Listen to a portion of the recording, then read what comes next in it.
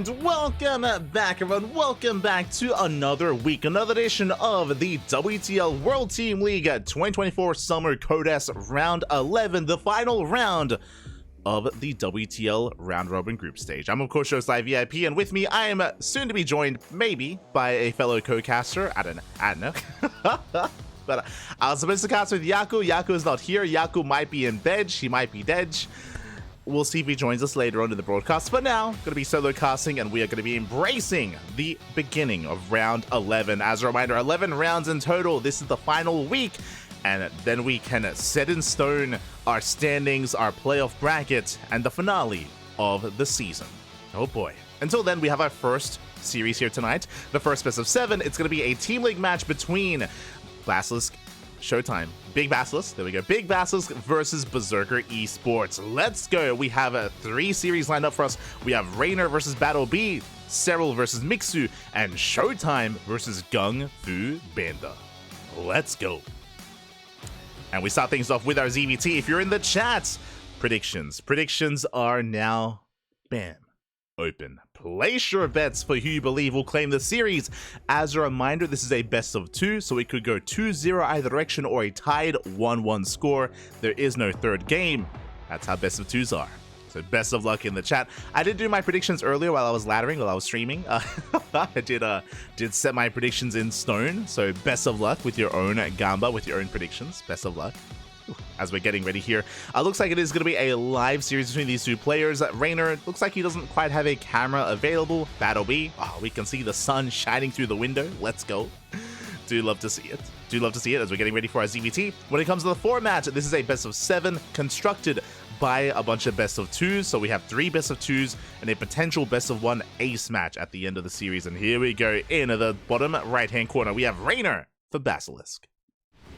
And in the top left, we have BattleB for Berserker eSports. Also, there's no I don't know if you heard that, or if you didn't hear that. Looks like they don't have any audio for the camera scenes, so like the abrupt cut audio there. But I'm sure the production team is on it. Shout out to the production team. Shout out to SC2, of course, as they are behind this event, and they do organize, provide the prize pool. They structure everything, and they course take note of the standings. And without SC2, this event would not be possible. Whether it's World Team League, Kung Fu Cup, Masters Coliseum, and Stars War 11, they do so much for the StarCraft scene. So much love to SC2. As for now, we're settling in. It's going to be a Hatch Gas Pool standard opener out of Reynor. Meanwhile, looks like a Rax expand from BattleB. So nothing too crazy, nothing too wild. Not yet. Not yet, as we are going to be settling in. And a shout out to the sponsors. Doyu, Biu, Order Fool, and SC2. We already gave the shout out. We gave the shout out, Pappy, but of course the rest of the sponsors for the WTL. And when it comes to the overall standings here, again, BASILISK, they are still at the top of the rankings. They're not number 1, they're merely number 2, but that's why every win and every map score counts. I should emphasize that a little bit more here. A lot of the teams in the upper echelons of the standings, teams like Vitality, BASILISK, Weibo Gaming, Team Liquid, Shopify, they are all very close, and map score is really what differentiates them. Map score and barely series score as well. They are all neck and neck when it comes to their overall map score and standings and point distribution, which is why every map win and every map loss is that much more important for these teams when it comes to figuring out who's number 1, number 2, number 3, etc. coming into the playoffs. If you are unfamiliar with the playoffs format, the number 1 seed in the round robin stage gets seeded into the finals. That's how important standings are. The number 1 seed goes straight to the finals. Number 2 seed gets seeded straight to the semis. Number 3 seed into the quarterfinals, so on and so on. It is a single elimination kind of playoff bracket for those that are curious. And yeah, again, standings does matter. Standings does count quite a bit. It means you have to play less in the playoffs and conserve your strength, conserve your stamina, conserve your energy coming into it. And that is a factor just because the weekend is so intense and so game intensive as well. But now we're settling in. We do see BattleB going for a third TC before Starport, economic opener out of BattleB. Reynor getting his third hatchery, droning up as well. Nothing too crazy, no early game aggression yet. Just some standard openers. We're testing each other with the Reaper control. We're testing each other with the would-be Hellion harass soon thereafter as well. We're just in each other's faces a little bit, just poking and prodding, skill checking each other more than anything before we settle into the mid game. Meanwhile, a shout out in the chat. I do see Stan Babylings was our first quacker today. Big shout out. Psycons, Werehug as well. Easy Phil, get that, go my stats. Red Kuko, welcome, welcome. Yeah, we do have that bracket command in the chat if you're interested. For now, settling in. And now we have our answer. When it comes to our take of choice, it's going to be 3cc Banshee from BattleB. The Banshee production has begun. Hellions are poking and prodding. The goal here is to try to catch the queens out of position, but so far, Reynor, he has split up his queens. He's keeping up. The creep is spreading, and Reynor does maintain himself. So far, he is maintaining himself here, making sure that we don't lose anything to those Hellions. Overlord Scout is attempted, but the Marine is in position to deny the Scout. It looks like, yeah, Reynor, he's forced to back off, forced to retreat, and Reynor's in the dark. Now, this could be 3cc Banshee, could be 3cc Liberator, right? There's different kind of avenues that BattleB could be taking, and Reynor is in the dark, and I believe Reynor hasn't even seen the third CT itself, so is playing blind and has to be as safe as possible as a result. You see Reynor moving out with some lings just to scout any committed move outs, any committed pressure by BattleB. Queens are keeping up. We can see it's going to be a bio transition out of this from BattleB. Just Banshee initially into Stim, into Marine production. As the BattleB does rotate, likewise back at home, Reynor playing safe. So Reynor, especially because he doesn't really know what's going on, Reynor goes lair first into a Bailey nest. The way this works is the Bailey nest is lined up with the lair so we can start bailing speed as soon as possible. The downside of what Reynor's doing is that we delay upgrades. Evo chambers are going to be delayed, upgrades are going to be delayed in favor of just being safe overall. But this opener or this response by Reynor means if BattleB went for a Hellbat push, if he doubled down and went for a Hellbat aggression or an earlier timing, then Reynor would be safe. If we get into a longer game, then Reynor is going to be slightly behind in those upgrades. Now, another option here that we could go for, and another way to get away with delaying Evo chambers, is that Reynor could try to go into Mutaplay, for example, and that means, again, you know, the gas that would have been spent on upgrades can be spent on Mutas instead. But for now, we do have our Evo chambers on the way. Reynor, he's embracing that Ling Bane. So if our nice cleanup here out of BattleB clears up a lot of that creep, but the queens are not too far behind, we're going to be able to respread it. And Reynor is settling into his own 3-base set of 4th hatcheries on the way. Stim about to finish up here for BattleB. There's the 1-1 upgrades. And so far, Reynor's doing a great job here at just maintaining his position. Even though creep is being cleaned up, he doesn't lose any queens. He respreads the creep real quick. Banshees haven't done any economic damage. They're rotating over towards the 4th base. They confirmed the 4th base timing, but we'll see if they can get any drone kills. They're looking for some economic damage, and it looks like we can get a drone. We get 1, we get 2, we get 3. 4 workers go down. Very nicely done. The Banshees, they stay alive. We can always threaten another mineral line. At the same time, Hellions, ooh, they're going to be deflected by the Queens. Reynor is keeping up. Meanwhile, Spores are repositioned, and the Banshees are going to be trapped here. They don't quite find any damage yet.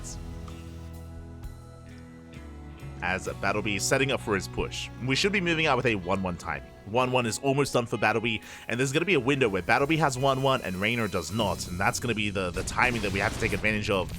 Banshees, they hit the main. 3 more drones. That's going to be 7 drone kills in total. We almost get the Queen. Queen taking a lot of hits. But we do hold on. Reynor does affect those Banshees, but again, did lose a decent amount of drones. Has to replace them. Meanwhile, Lingbane is amassing. You can see BattleB trying to angle his army. Ooh, 1 Banshee goes down, the other very low. And we're making our way towards the 4th, but the creep is solid. Like, Reynor has got creep already almost on top of that siege location. Lingbane is amassing. Reynor still needs a little bit more time for 1-1. So Reynor, he can't quite collapse on this. Really nice positioning for those tanks. But bearing in mind that he can't really threaten anything, and Reynor, he doesn't quite commit. Yeah, he's not quite able to. But again, these tanks, they're not within range of a base. Not within range of a base, in range of a mineral line. Time is on Reynor's side. He can still mass up more Lingbane. 1-1 upgrades are now done. He can now start working on 2-2. Meanwhile, BattleB moving out with a second push. Reynor gets eyes on it. He's keeping up. Massing up more link main. And you can see that BattleB is attempting to reinforce, but he's going to get caught out. Ooh. But Reynor has to be careful. He cannot fight off a creep. He does force a siege. He's delaying the push. Again, Reynor, he's buying time. He's doing a great job here, just buying time, building up a larger army to be able to deal with this force. And even coming in from behind. Up! Oh, massive connections, no splits, and the Marines, they go down. The tanks as well, and Reynor, he shuts down the first push. And now he can focus on the second. BattleB making his way towards the 5th hatchery, but now Reynor, he can focus solely on this army. Hatchery is taking a lot of damage, though. And Reynor, yeah, the base is going to go down. He cannot save it. Instead, he's going for a counterattack. Reynor, he's going for a run by. Hatchery does 4. At least Reynor saves his 4th. Reynor can turn this harassing force into a Serral instead. We have potential. And now keeping up with the main army. And Reynor trying to come in from behind. You can see the movement on the minimap. The Link Bane rotating around. And the surround would be insane. Reynor is supply blocked. Has to be careful. Hive is in production and we're coming in. Yeah, we collapse in from behind. The tanks are going down. Massive connections with the Banelings. The surround was beautiful, and Reynor cleans up the army. Did cost him a base. Did cost him a hatchery. Has to replace that. He has a backup base on the way. Again, Hive is finishing up. We're working towards Hive Tech, towards Vipers, Adrenal, potentially Ultra Tech. I believe there is no Hydroden. So without a Hydroden... Oh, no. I was about to say without a Hydroden, it should be Ultras on the horizon, but a Hydroden just now gets thrown down. So Reynor is headed in that direction. Once again, catching at the Marines. Barely any tanks left. And Reynor, he just shuts down the main army. Takes down the tanks. Takes down the Marines. And now BattleB is stuck on 3 bases. He cannot take a 4th. He has no map control. He has no presence here. Ooh, as the medevac goes down. Now you may be thinking, wait, Reynor, he's backing up. The best fight that BattleB can take is back at home. Like, Reynor trying to break this 3-base setup is going to be quite difficult, and it's going to be an inefficient fight. No need to. All Reynor has to do is maintain map control, wait for BattleB to either move out or take a 4th, and that's where the Link Bane can come in.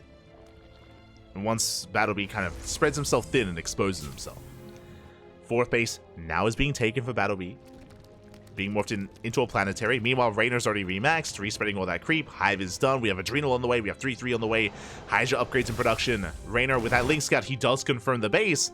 And now, the Terran is spread thin. Now we can threaten a run by. Reynor testing the waters. Does confirm reinforcements on the left. He tried to poke in on the right. So far, has not been able to break this. And BattleB is now establishing his 4th base. But another thing here is that he's contained. He's contained on 4 bases, and Reynor can take every hatchery on the map. And once again, Reynor does not have to push in.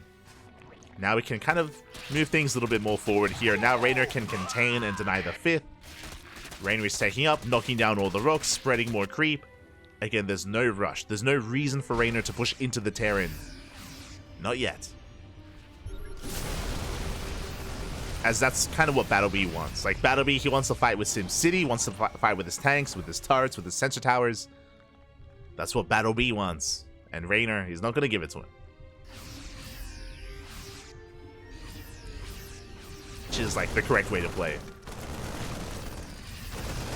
We're still clearing or knocking down rooks. Lurker Den's on the way. Nidus Worm on the way for Reynor. We're headed into 3-3. Now, in this position is where, as a Zerg player, we see often Serral goes for the fringe bases and fixates and prioritizes the fringe bases. Basically, what we should be seeing here is for Reynor to just mass expand, take every base on the map, and prioritize mining from those fringe bases, just to make sure that if the Terran ever does expand, you're taking money away from the Terran player. This is something that, like, Serral's just insane at. He's so good at it. As we have double Nidus Worm, one in the natural, one in the main. The main's gonna finish! Oh, the main base of Nidus is gonna finish at the same time. We collapse in between the bases, in between the 3rd, in between the 4th as well. We collapse on in. Marines get caught out. Sorry, I was a little bit caught off guard. Nidus Worm is gonna be cleaned up, but Reynor, he still found a good fight. Shut down a lot of the bio. We still don't have a lot of lurkers, which is kind of the ideal for those Nidus Worms. Lurker upgrades are still on the way. Regardless, good fight. We got a power bomb off as well. More energy being mined from. You can see here Reynor, he's, as we were kind of alluding to before, Reynor has that center right base fully saturated, and fun fact, the base in between that base and his natural is not saturated. There's barely any mining going on there. Again, Reynor, he's just ensuring that he can always fall back to that base if he ever needs to. He's saving that more defensive base for later on down the line, in case BattleB ever does expand out.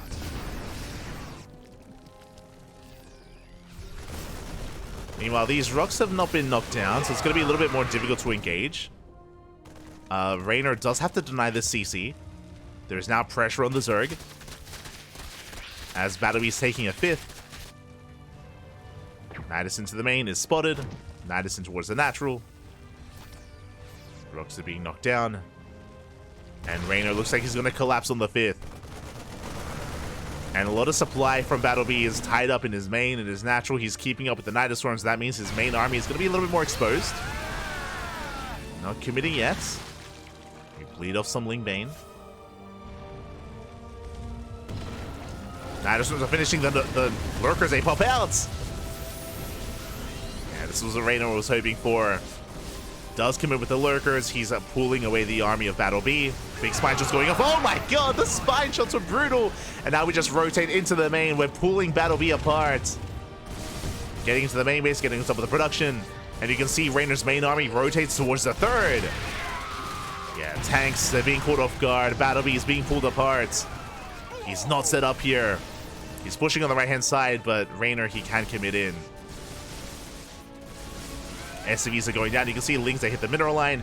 This hatchery has fallen, but Reynor can retake it. And he gets 23 SCVs. Oof. Some of the lurkers do escape. More Lings here towards the natural. And now Reynor, he commits. Now he commits into the 5th base. Banelings, they crash on and they knock down the planetary. They knock down the fresh mining base here of BattleB. Again, Reynor just making sure that BattleB was out of position. He was pulled apart. Attacked the 5th when it was most vulnerable. And yeah, Reynor now knocking his opponent down to 4 bases. Still maintaining map control. Remaxing. Ooh, we still cannot break the 4th. The 4th is pretty heavily fortified. So Reynor does respect it. But we have a Nidoswarm towards the 3rd. And yeah, this one does finish. Lurkers once again distracting BattleB. The Bio Army rotates, and that means the 4th base is going to be that much more exposed. Reynor, he can commit.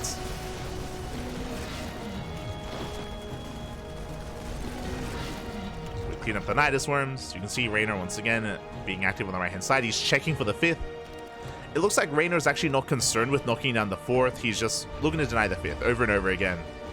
If BattleB was attempting to expand, then Reynor can actually try to punish it.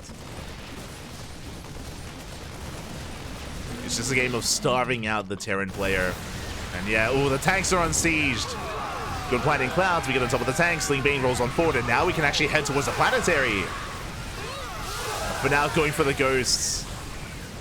And ghosts are falling. The bio as well. We get into the mineral line. No massive connections, but 9 SCVs go down. And this is a trade that Reynor can afford. BattleB cannot. BattleB has no bank. Reynor, he's on 5k, 2k. He's got a lot of money to work with. And BattleB is going to be forced all in. Yeah, he's moving out across them, but now he will get damage done with this. He's going to knock down bases, going to knock down and get some economic damage as well, get some workers. But Reynor's remaxed, and BattleB is on creep. Like, this is what Reynor wanted. He wanted the army to move out onto the map, out onto creep as well. And you can see BattleB racing back home. Turns back around. Drones were saved. Lurkers still getting damage done. We have lurkers in the main and at the 3rd base.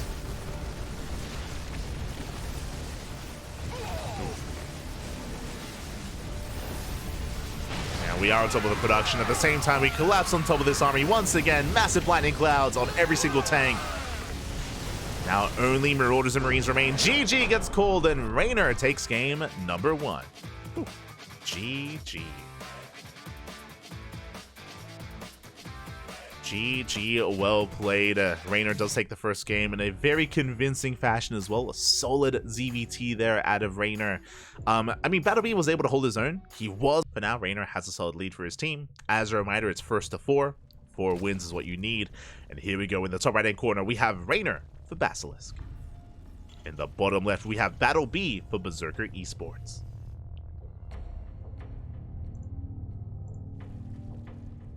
Here we go.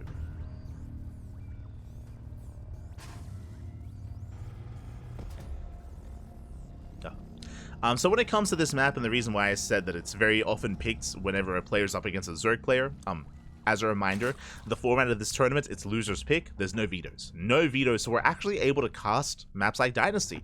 Typically, we wouldn't. This is one of the most vetoed maps in the map pool, for good reason.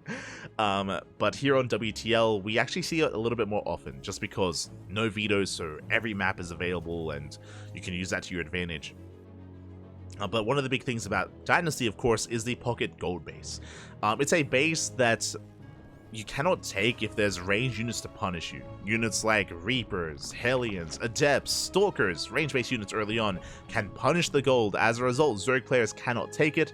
As a result, Terrans and Protoss can, because Zerg players don't have access to ranged units until they get into Roaches. Right, like Lingbane cannot do anything about that gold. So that's why you see BattleB taking his gold base. That's why you see Reynor not taking his, because Reynor can't, at least not this early on. As a result, BattleB will have an economic boost, an economic advantage with this gold base. And this is also why I said before that Roach play is really common on this map, because Roaches are a good way to punish the gold, right? And punish that mineral land and wreak havoc and, you know, able to deny some mining time and get some economic damage. So we've seen a lot of Roach all-ins whenever a Zerg player is forced to play on this map. Whenever we don't see Roach play, it's been limited success. I haven't seen Lingbane be too successful on Dynasty, but we'll see.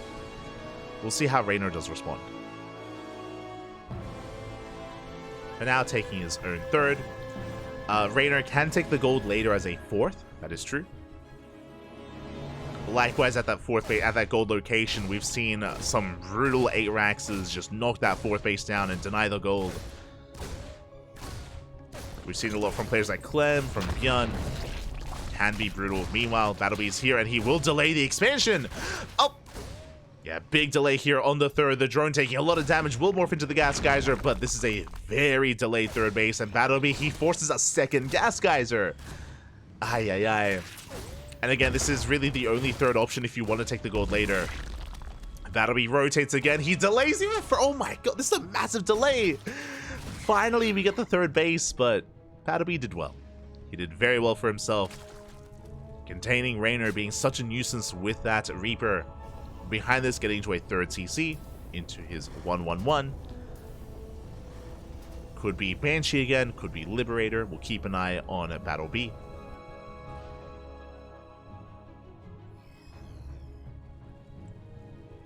As he's able to get into his own gold mining. Hellions are on the way. You can see the Tech Lab in production on that Rax. That should be for an add-on swap. Well, I say that the Tech Lab is late, actually. Okay, it is going to be the add-on swap. So, a little bit of a messy start, but regardless, we're getting there. Getting into our Banshee production. Unless we take a different turn. There, Banshees.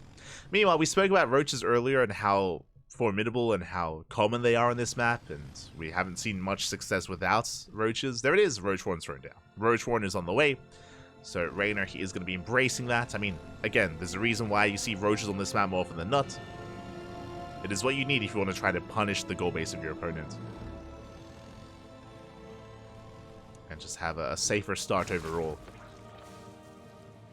So this is going to be Roach play out of Reynor. Get into the mineral line. Oh, don't quite get too much economic damage done.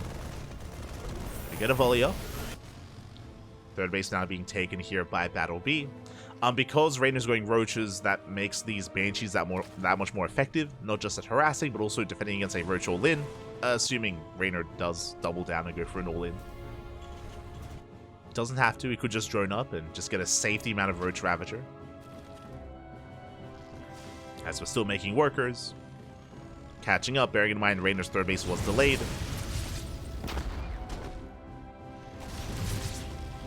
are still droning. There we go. Now we have roaches on the way once we get some better saturation. Interesting. Meanwhile, BattleB is banking up those Banshees. He's not moving out yet. Just being active with the Hellions. By the way, BattleB has not seen the roaches yet. He has not confirmed the tech until now. If the roaches are revealed, it shouldn't be too much of a surprise here for BattleB, as he can still embrace his own bio play.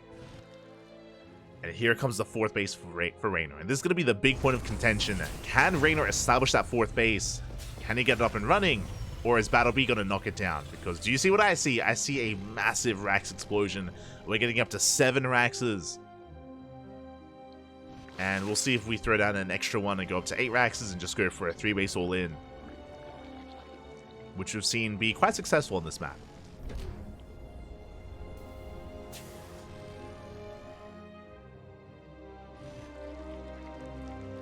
Shall see. For now, he's building up. We have 1-1 on the way. He's poking in. Basically, BattleB shouldn't be moving out until his upgrades kick in. And they're getting there. They are getting there.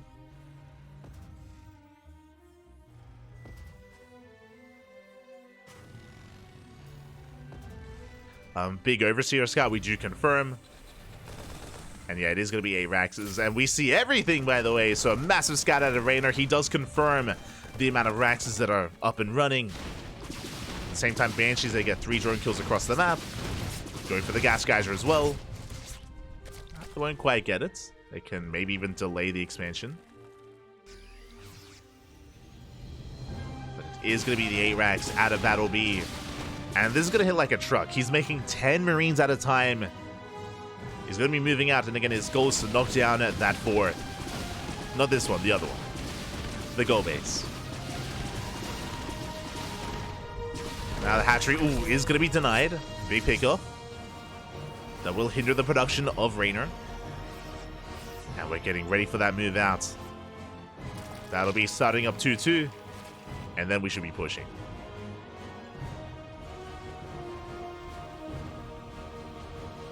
There it is. We are moving out.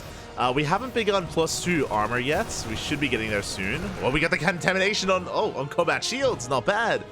It should still finish, but Q move there out of Reynor. Does contaminate. There we go. Now we have 2-2 on the way for BattleB. He's moving out. And does Reynor have enough to defend? Now, Reynor has cut workers at 68. Bear that in mind. He has not drawn up too much. Files, they won't connect. We're knocking down some of these tumors. BattleB pushing deep onto creep. He's going to get surrounded. Or is he? Bailings are barely not done. Tanks do siege. Link Bane coming in from behind. But we're getting some of the roaches, getting some of the Ravagers. The Bailings, they will try to crash in. Decent kiting, but it looks like we will clean this up. We shut down the tanks just barely.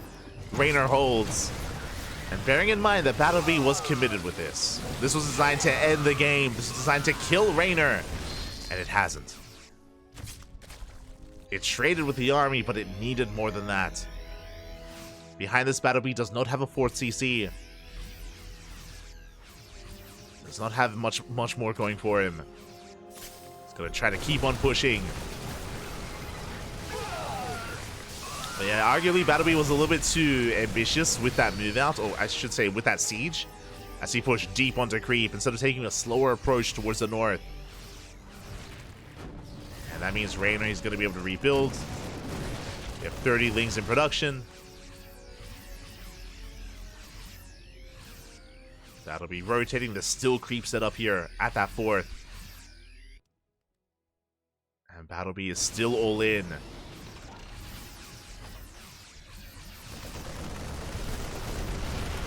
The longer this goes on, the better it is for Reynor. As he's got the infestation bit on the way, that's going to be for Hive Tech. Reynor still hasn't been able to drone up too freely. His economy is still a little bit lower. But he's getting ready for a surround. No. He's coming in from behind. Tanks are on siege. That does mean that we can pick up. Changelings do spot the army. Reynor getting ready. Looks like reinforcements will find the Link Bane. Oh! Nice catch here by BattleB. Shuts down the Link Bane. Can keep pushing. And you can see BattleB, he's about to max out. Yeah, he can still pull this off. Tank gets caught though. Yeah, the tank does fall. Massive pickoff. We get a second tank. Oof, these are rough losses here for the Terran, losing 2 tanks early on. Down to 1. And now we're collapsing on the Ling Bane. We're caught out. We're shut down. Yeah, Reynor, he collapses on the main army. He does force the pickup. And this is looking a little bit bleaker here for BattleB. He lost 2 tanks. His push was delayed. Remember, BattleB was about to max out.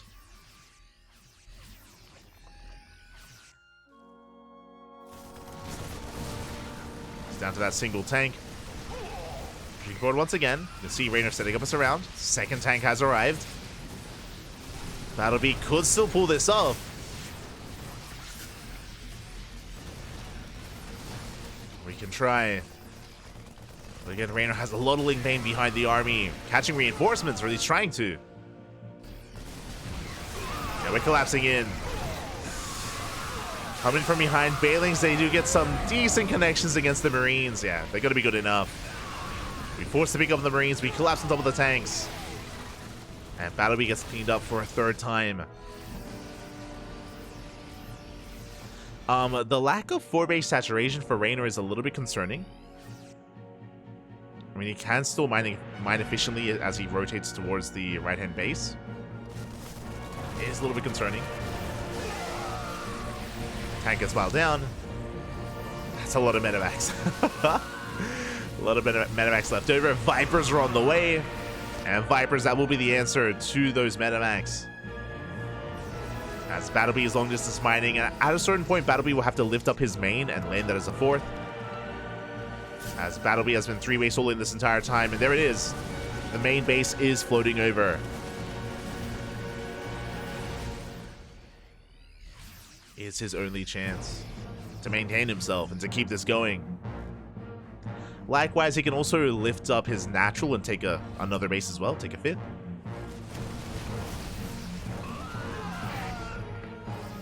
It's something he could try to do here.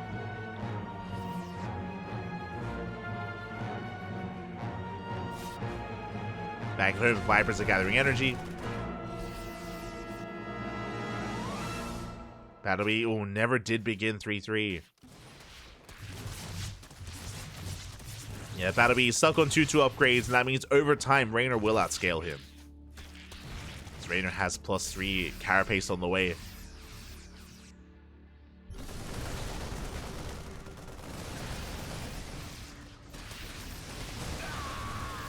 BattleB moving out, getting some of the Banelings. Piles do connect.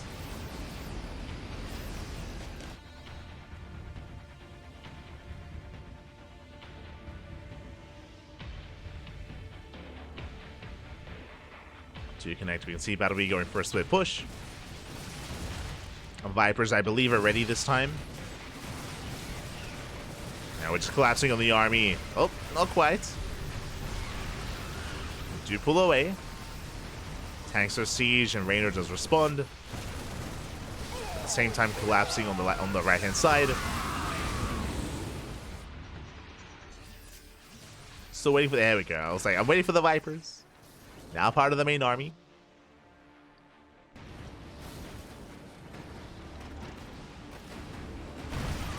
That'll be pulling back. Oh, catches out some Lings. Still a very tense moment here between our players. The Vipers, oh my god!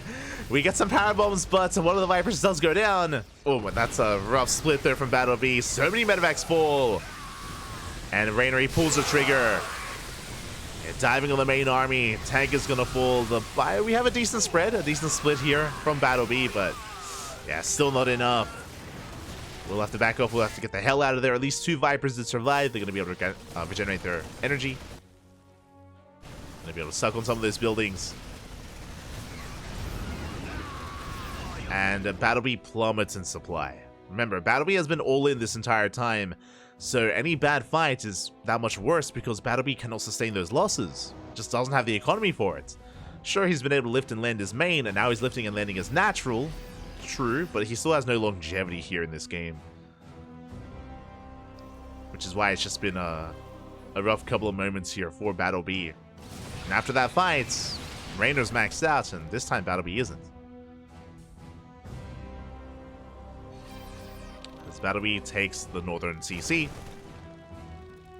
Reynor, he wants it. Wants to collapse in. And it looks like he will power bombs on the Medivacs this time, a better split, but the Medivacs are so low. Oh my god!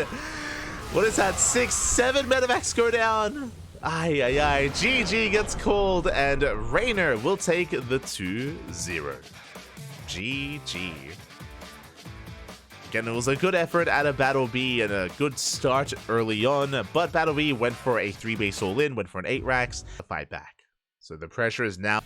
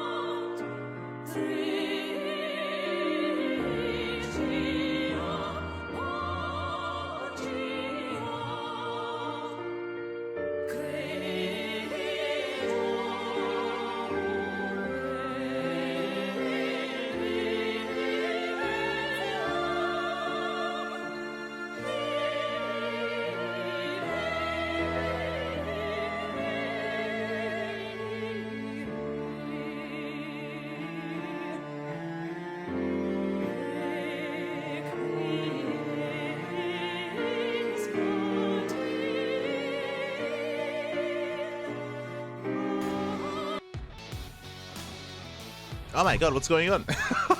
Is Mixu at a LAN? Did I miss something? Is there an event going on? Mixu, he's like in a like a what word am I looking for? He's like in an arena. Oh my god.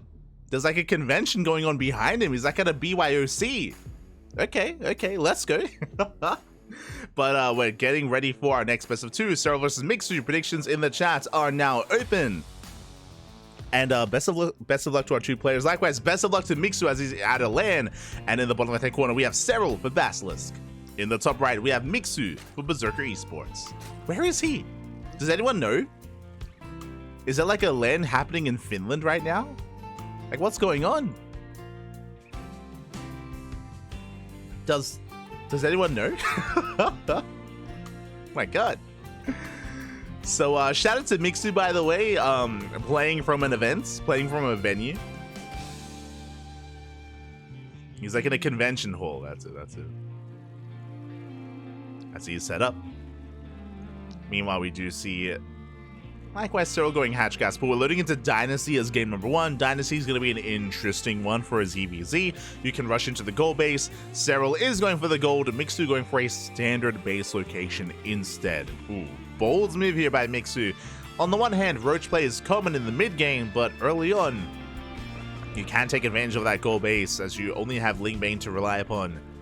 So Serral takes a chance, takes a risk, and Mixu does not. Now, Serral can be punished for this, true. Could be punished. Let's see if we do go for it.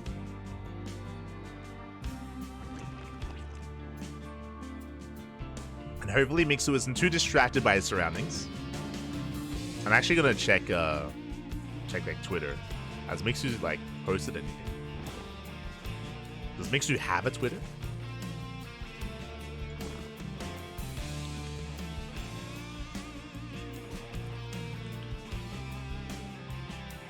Yeah, he does.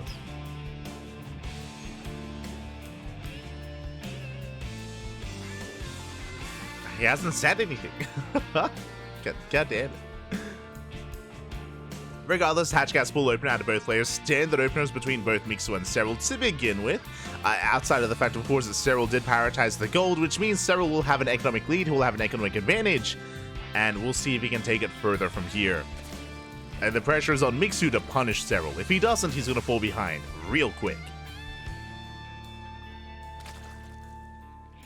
Pressure is on. We can see Serral skipping the Bailey Nest, going into Roaches. Rushing into Roach play. Once again, risky move out of Serral.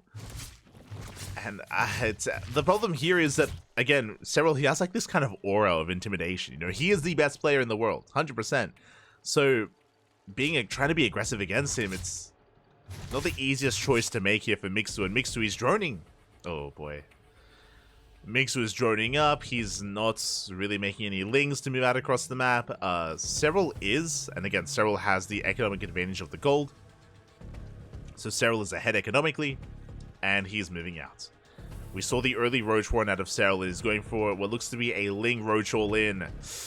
And Mixu has no idea. He has no idea. He now throws down a Roach Warren, taking more gas, is still droning up. Mixu, he's up 10 workers, about to be up even more than that. And Serral doesn't care. Serral, it doesn't even matter here. He's massing up his Roaches, massing up his Lings. He's about to move out across the map with a Hatch Tech all-in. And Mixu's still droning. Oh god. Now, if we had Banelings, then maybe we could try to defend with purely Ling Bane. Alas, it's going to be Ling Roach versus Ling Roach. And Mixu is still droning. No shot.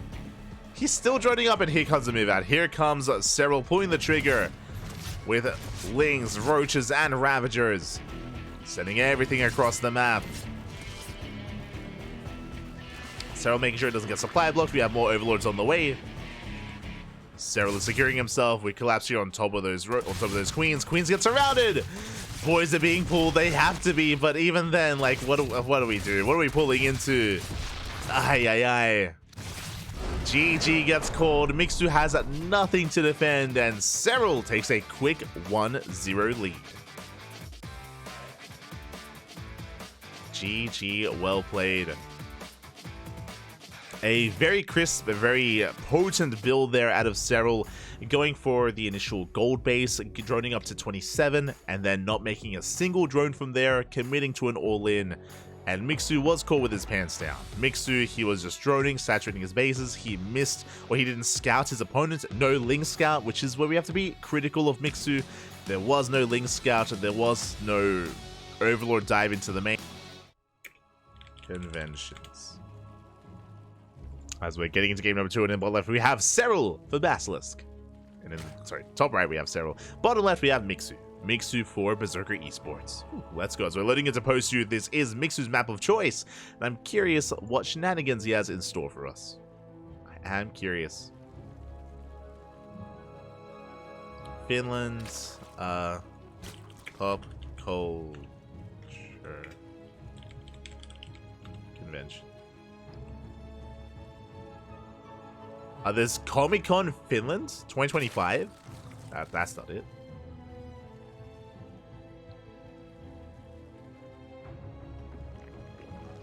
But they do have Comic-Con. There's Anime Expo, wherever that is. Whenever that is. Hard to say. Oh, he's at Assembly Summer 2024. Is he? Gamers Assembly?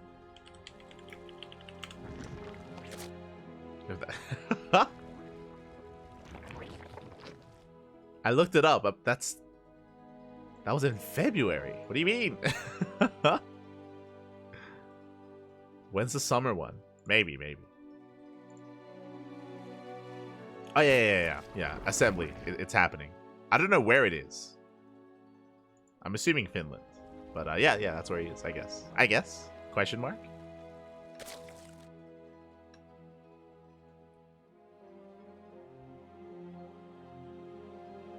Oh, he got caught with his pants down at a public convention.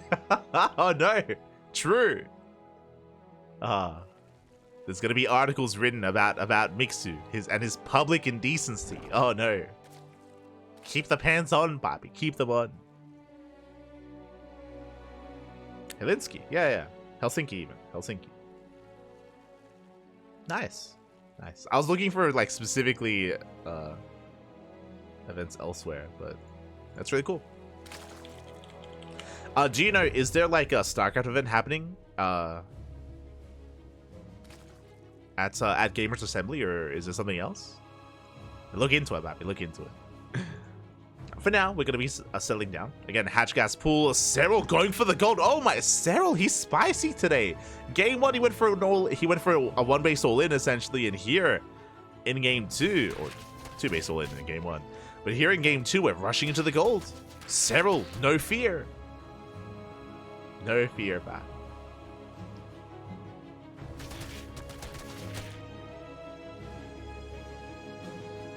As links are amassing.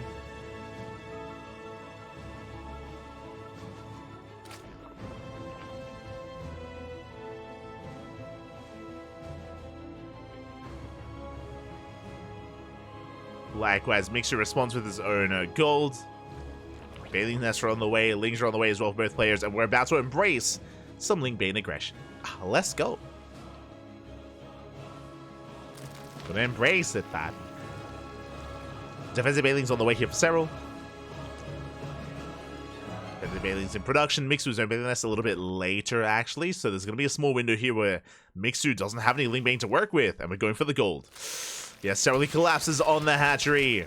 And this gold base, can we save it? Can we hold on to it? Oh, I'm not so sure we can. Yeah, we're collapsing on top of this hatchery, and it's taking a lot of damage, taking a lot of hits. Bailey's are going to be rolling in. We get one connection, and we get a second connection as well. Yes, Serral, he has control of the hatchery. The hatchery will fall. We have another Bailing on the way. Ooh, 2 more Bailings waddling in. But Serral, he gets a kill on the hatchery, has a lead when it comes to the Lings. Roaches are now on the way for Serral as well, as he already has the Roach Warren. And Mixu, he's committed. He has to keep pushing, he has to get some damage done. The pressure is on the red Zerg. On Mixu again, he just barely was not ready with those Bailings. And now the goal, the win condition for Serral is hold on to his own gold. It's hold on, Pappy, hold on. You know, Serral looking to try to take down those queens. They will not get surrounded, just barely. Everyone's being forced back. Serral keeping up with the Ling movements. Is keeping up. Likewise, so is Mixu. Bailing's rolling, and Mixu likewise embracing his own roaches. Ooh, Bailings are wasted. So there's one Bailing on the left-hand side. Serral coming in to transfer over to saturate that gold. Ooh, massive Bailing connection. Serral shuts down the initial Ling army. Ooh. Likewise, we get into the mineral line. Queens have arrived. They've waddled across the map. The Queens are here, but GG gets called. Yeah, Serral just has too much to work with, and Serral will take the 2-0. We'll take down Mixu and win it all here. Ready. And we're just jumping right on in, and spawning in the bottom right hand corner, we have ShoWTimE for BASILISK. And in the top left, we have GunGFuBanDa for Berserker eSports. And if you're in the chats, predictions are now open. Place your bets on who you think will take the series. Will it go 1-1 or 2-0 in either direction? Best of luck.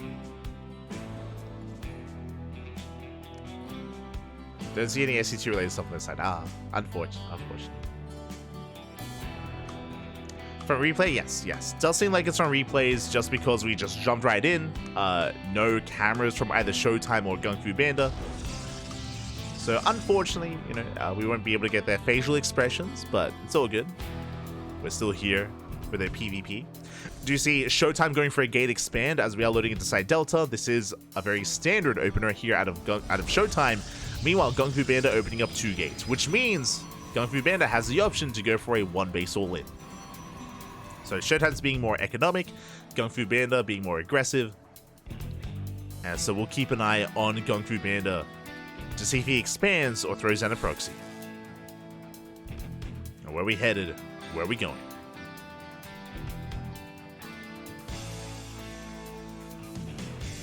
As we do see ShoWTimE fighting for his expansion, Zealots on the way to make sure we can deny the pylon block. Meanwhile, I don't see another probe out for GunGFuBanDa. I don't see a proxy. There's the initial Stargate opener. Again, it was double gas, so Gateway into Cybercore, into Stargate, into Nexus. The reason why this is very commonplace on site Delta is because of the ramp coming into the natural. So this is a standard build at a ShoWTimE at least standard on Side Delta, Post Youth, and Amphion, as all three of them have ramps leading into the natural. Meanwhile, GunGFuBanDa making initially Stalkers. Okay, double Stalker opener, and based on the probe positioning here, it looks like GunGFuBanDa plans to expand as well. Yeah, you can see the worker on the low ground at his own natural base. We'll see if he does expand. He's got the money, yeah, he's got the money for it. So GunGFuBanDa going for a slightly later expansion. Interesting choice. There's going to be a lot of pressure now on GunGFuBanDa because he's behind economically in a mirror matchup. So there's a lot of pressure on GunGFuBanDa. Adept is denied, Oracle's on the way, GunGFuBanDa moving out across the map. And we'll see if he can get some damage done. As ShoWTimE, the shield battery is on the way. I think it's a couple more seconds. Oracle moves out. And GunGFuBanDa gets a couple of hits in, but the shield battery is done. And we should hold. Should be able to hold on. The Oracles are scouted, of course. And GunGFuBanDa, he needs a setup back at home. Shield battery, Stalkers should be getting in position. Yeah, they are. Yeah, GunGFuBanDa is ready. The Oracle going for the sentry. And won't quite get them. Gets a bit of hull damage, but the sentry does survive. And GunGFuBanDa holds, at least initially. Bearing in mind we have 2 Oracles, and 2 Oracles can one-shot probes. They can one-shot units. So GunGFuBanDa has to try to keep up. Adept shades into the main. Gets a probe. Gets one, almost gets a second. Oh, not quite. One probe goes down. We get a full scout. More gates on the way for ShoWTimE. Oracles, they hit the natural. They get 1. They get 2 probe kills. 3 in total. And this isn't game ending, but it's slowly adding up. Bearing in mind that ShoWTimE was already ahead in the economy.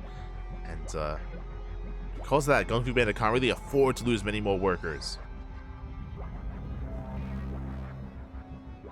Just trying to keep up. Oracle taking a lot of damage. 1 Oracle goes down. We got 1.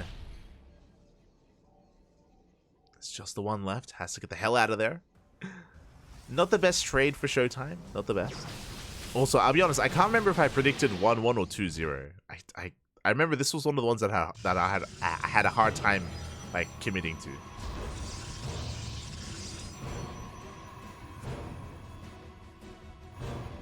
Double checking. And I had a hard time back. It's like, do I believe in the 1-1 or the 2-0? And now, GunGFuBanDa moving out. ShoWTimE getting ready to receive. We do have force fields. Bear that in mind. No blink.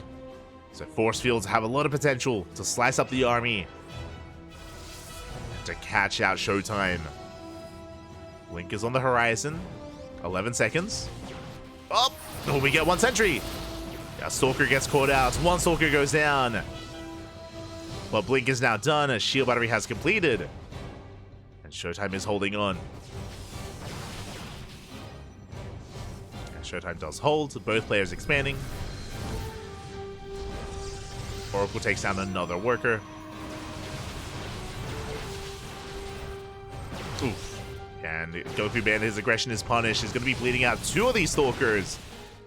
Nice target firing at a ShoWTimE. Just splitting up his shots. Getting as much value as he could. So very nice trade from our red Protoss player. Behind this, getting to a forge. We do see an upgrade lead for ShoWTimE as well. He's already got +1. Charge's on the way. GunGFuBanDa slightly behind in his own upgrades and in his own tech as well.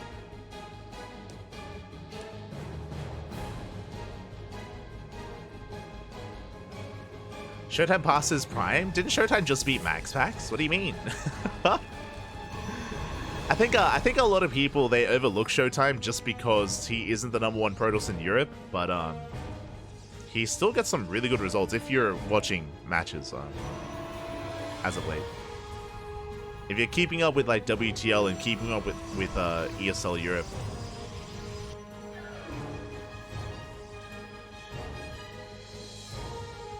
ShoWTimE still does well. I mean, hey, you got second place in Home Story Cup. I mean, again, like if you're watching StarCraft, then you'd be aware.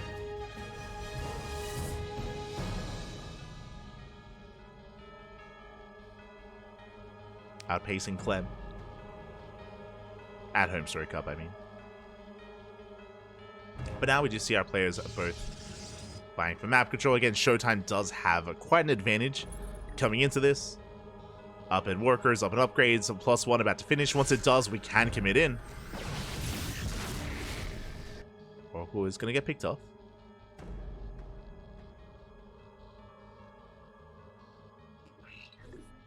ShoWTimE is rotating over. Again, we don't want to push in too soon. Let's do thread and a dive.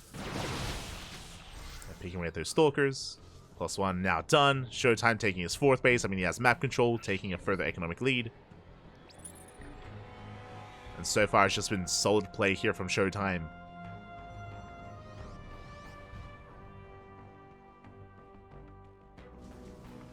Y3 Sentry. Sentry openers have been very commonplace in PvP. Very common. But yes, because of hallucinations. It isn't just hallucination scouts, but also the Sentry was buffed in the most recent patch.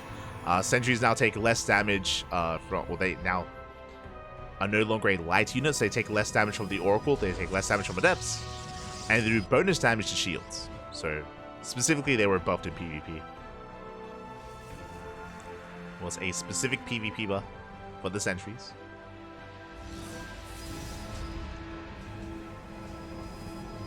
As the ShoWTimE is going to be committed, bearing in mind he's down a base. Sorry, I'm saying shit. GunGFuBanDa is going to be committed, bearing in mind he's down a base. And ShoWTimE does not split the main army. ShoWTimE is a little bit in the dark. Stalkers reveal themselves. ShoWTimE responds. Thankfully, ShoWTimE didn't have a base down here. Should be able to keep up. And decent force field zoning ShoWTimE away. Get a couple of probe kills. Get 7 probe kills here. Again, nice positioning out of GunGFuBanDa. Does punish that mineral line. ShoWTimE unable to push in. At this point, we might take up into disruptors. Might go for a disruptor follow-up instead.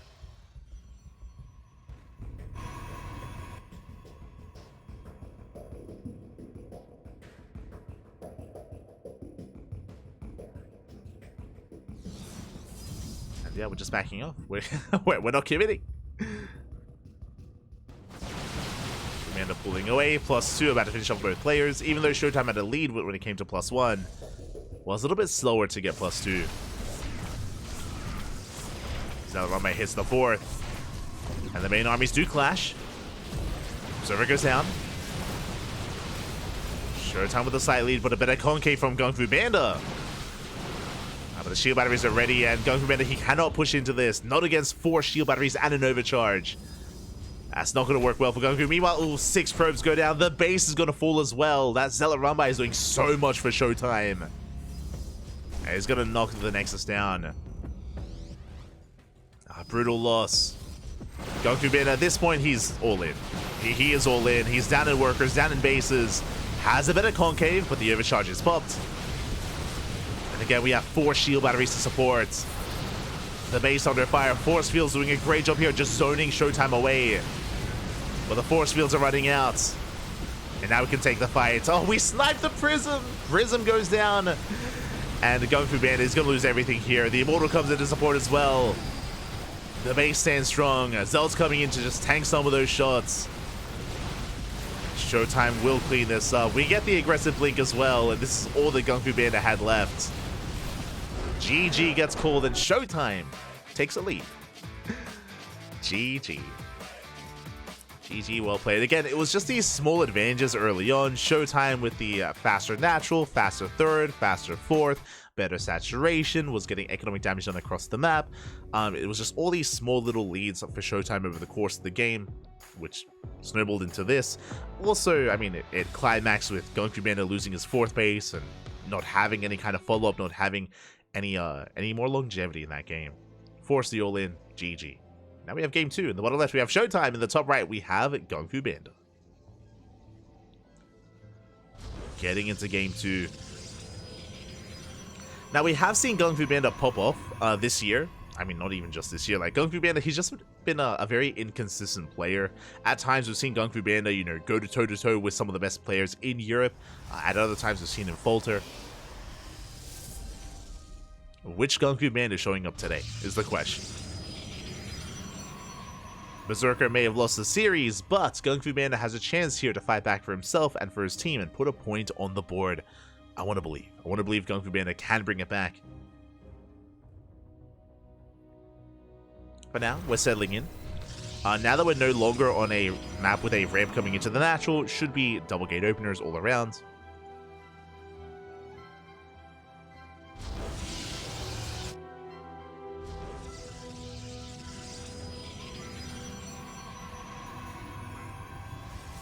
And there it is. We have a 2-gate opener out of GunGFuBanDa, 2-gate opener out of ShoWTimE, and I'm curious what units we begin with. Do we open up double Stalker, Stalker Sentry, double Adept? It will give us a little bit of insight as to how our players want to approach this game.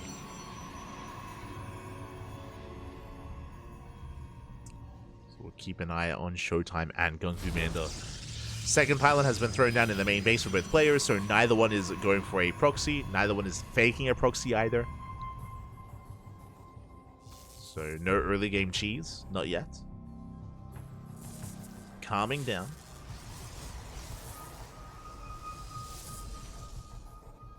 Probe just being a nuisance in the main base of ShoWTimE. Cybercore about to finish up, and then we can embrace our first units. Okay, it's going to be double Adept from both players. Great minds, they think alike.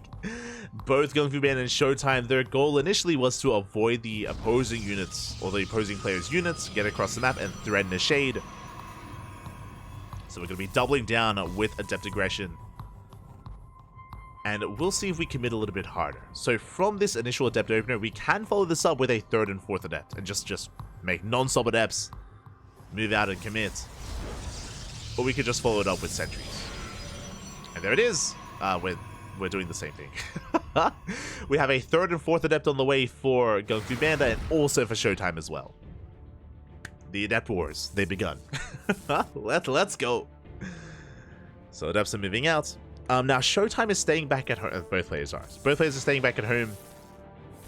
GunGFuBanDa going for a Robo. The pylon does finish, and GunGFuBanDa is stuck on base. Meanwhile, ShoWTimE expands. So ShoWTimE is expanding. GunGFuBanDa, his base is heavily delayed. The pylon does confirm additional Adepts, and we are still making purely Adepts. Now, that Robo for GunGFuBanDa should be for a Prism.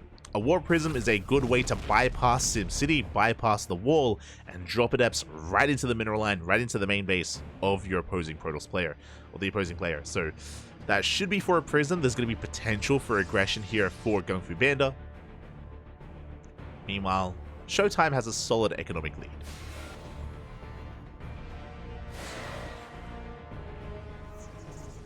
Is looking solid.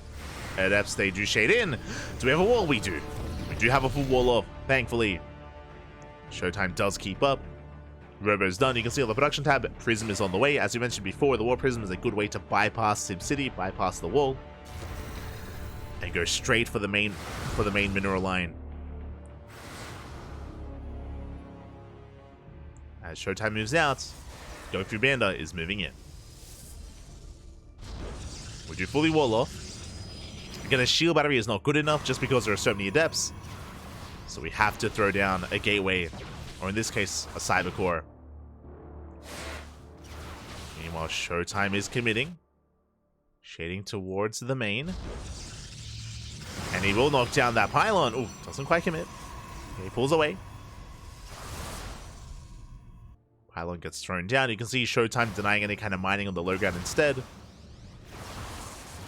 Will kill a pylon.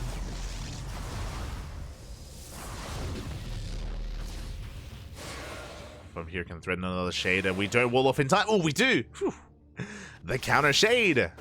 Meanwhile, Adepts, they drop into the main, but we're in position. The Prism! Oh my god! One shot away from going down. Get the hell out of here. Ay, ay, ay. The whole position micro there out of GunGFuBanDa, saving that War Prism, just barely. Barely is saved. GunGFuBanDa pulls away. Hallucination will chase down the Prism.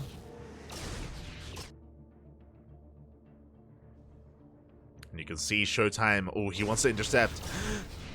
He wants that Warp Prism. And can he get it?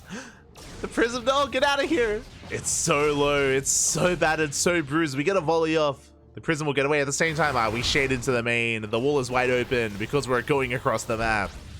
Probes are falling left and right. GunGFuBanDa is completely all in. Does have an Immortal. But the force fields are brutal. The Prism goes down. We slice up the main army. We cut it in half. And GunGFuBanDa is getting pulled apart. We have the overcharge as well. Maintaining our Stalkers. GG gets called and ShoWTimE takes the 2-0. GG, well played. Very, very dominant performance there out of ShoWTimE, both in game 1 and game 2. At no moment was there ever really, or at no time was there ever really a moment where GunGFuBanDa had control of the game. ShoWTimE was all over him. GG, well played. You could argue in game 1, like, GunGFuBanDa had like a threatening Stalker force, but GG. GG, well played. ShoWTimE does take the series. And with that, BASILISK go for a perfect 6-0. GG, well played. And with that, that's our first best of 7 in the books, and our second best of 7 should be a lot closer here. Again, BASILISK, they're one of the stronger teams in the league, in WTL. But up next, we have something that should be a little bit closer. We have Offside Esports versus Platinum R8. Oh boy, we're going to be going on a short break. When we return, we will have our next best of 7. See you guys in 5 minutes. Oh, see you soon.